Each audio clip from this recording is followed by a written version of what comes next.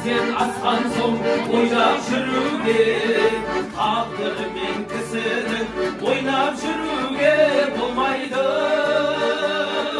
Жанға болған шипалы, ашта жеген құйқаны ұмытуға болмайды тойған күніңде.